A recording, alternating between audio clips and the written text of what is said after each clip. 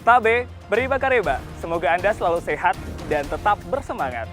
Saat ini Anda menyaksikan berita Sulawesi Tengah bersama saya, Aling Talamoa. Sejumlah berita teraktual dan menarik telah kami siapkan untuk Anda. Berikut 3 berita utama hari ini. Ratusan surat suara pilkada rusak saat penyortiran.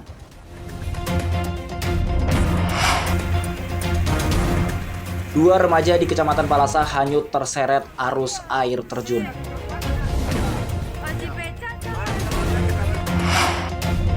Kementerian Perlindungan Migran Indonesia mencatat sekitar 5 jutaan pekerja ilegal bekerja di luar negeri.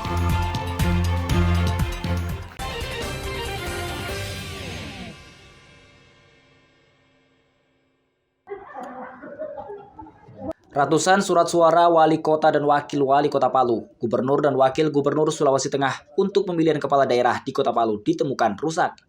Ratusan surat suara itu terbagi menjadi 2 jenis, diantaranya rusak tak bisa digunakan dan rusak yang masih bisa digunakan. Sekira ada 2-3 surat suara sobek dan 300-400-an surat suara rusak yang masih bisa digunakan ditemukan. Komisi Pemilihan Umum Kota Palu belum menyebut angka pastinya. Meski demikian, pihaknya telah melakukan klaim ke KPU RI terkait surat suara yang rusak. Kategori surat suara rusak ini ada 2, surat suara yang rusak yang sama sekali tidak bisa digunakan dan surat suara yang rusak masih boleh digunakan. Kemarin kami ada memperoleh 2 atau 3 surat suara yang sama sekali tidak bisa digunakan, baik gubernur maupun wali kota. Tapi untuk yang bisa digunakan itu ada jumlah sekitar 300-400-an. Itu masih bisa digunakan, tetapi kami juga tetap melakukan klaim ke KPU RI ke percetakan dan mungkin 1-2 hari ini akan tiba di Kota Palu.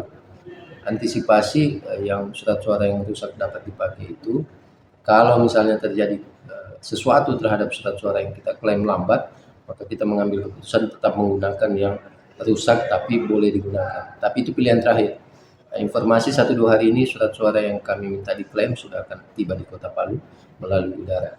3 rusak yang setahu saya itu yang sobek, yang sama sekali tidak bisa digunakan untuk surat suara wali kota dan gubernur kemarin.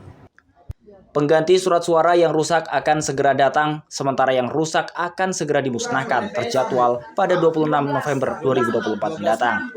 Adapun surat suara yang rusak masih bisa digunakan, maksudnya dialah yang kusut ataupun warnanya pudar.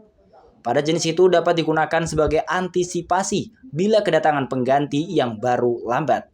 Namun KPU Kota Palu menyebut pihaknya telah melakukan klaim dan akan segera tiba. Sementara itu, KPU Kota Palu telah menyelesaikan tahapan logistik berupa pemasukan surat suara dan perlengkapan lainnya ke dalam sampul kubus. Pemasangan barcode dan penulisan kotak suara juga dilakukan.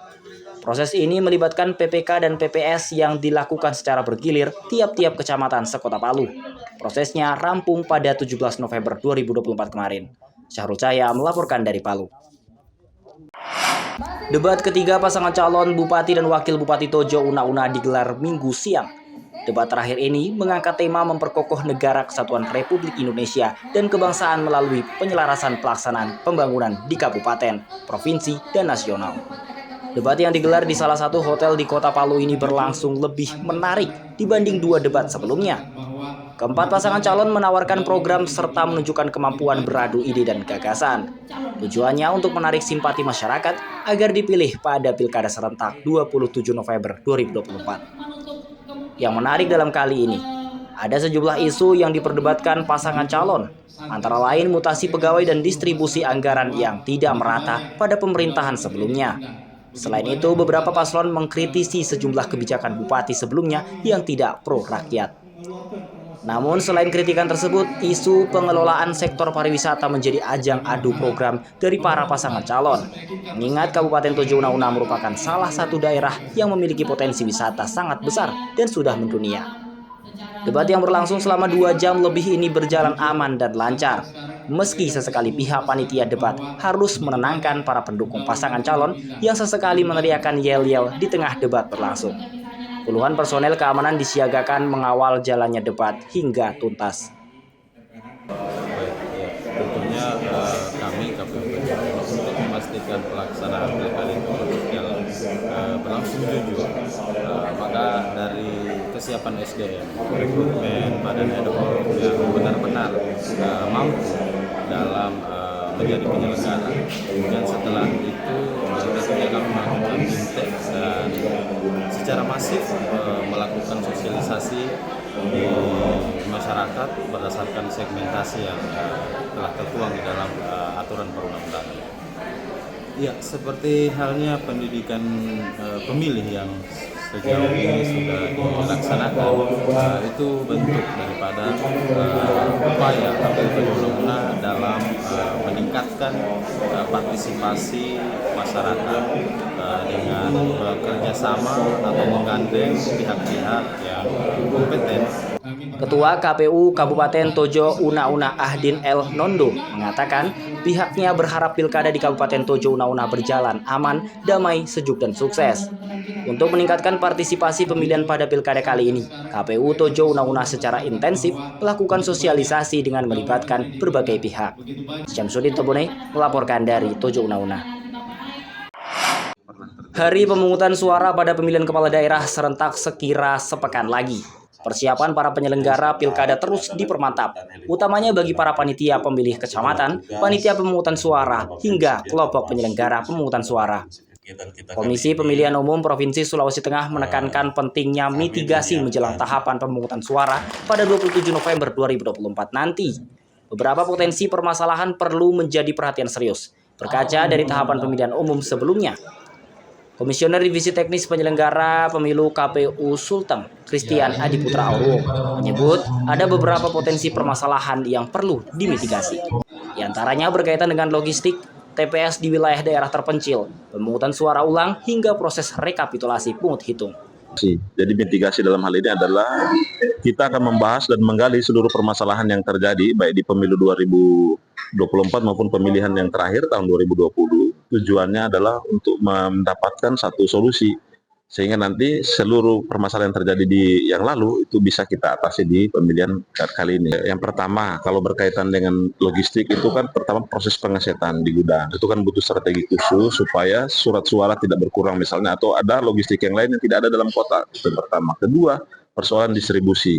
Kita punya pengalaman bahwa dalam pemilu kemarin di Kabupaten Morowali Utara itu ada kendala teknis sehingga hari pemilihan bergeser. Nah, itu karena proses distribusi yang kurang dimitigasi pada waktu itu. Sehingga ada kejadian peristiwa khusus yang menyebabkan bergesernya hari pemilihan. Kemudian bagi daerah-daerah terjauh, ya kita tahu di sini Sulawesi Tengah banyak daerah pegunungan, bahkan ada yang 2 hari perjalanan baru tiba. Kemudian berkaitan dengan PSU. Nah, PSU itu adalah suatu tindakan yang kemudian orang tidak punya hak lalu diberikan haknya. Jadi secara normatif kita sudah melakukan penguatan secara SDM, tetapi ini perlu dimantapkan lagi, termasuk dengan sosialisasi juga di daerah supaya orang yang tidak memiliki hak pilih itu tidak datang. Jadi berkaitan dengan pelayanan publik juga perlu kita mitigasi. Meminimalisir kesalahan terulang kembali. Peran KPPS dalam hal ini sangat penting karena dinilai sebagai ujung tombak.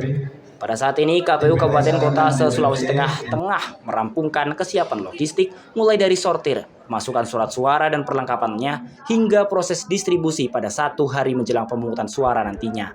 Syarul Caya melaporkan dari Palu.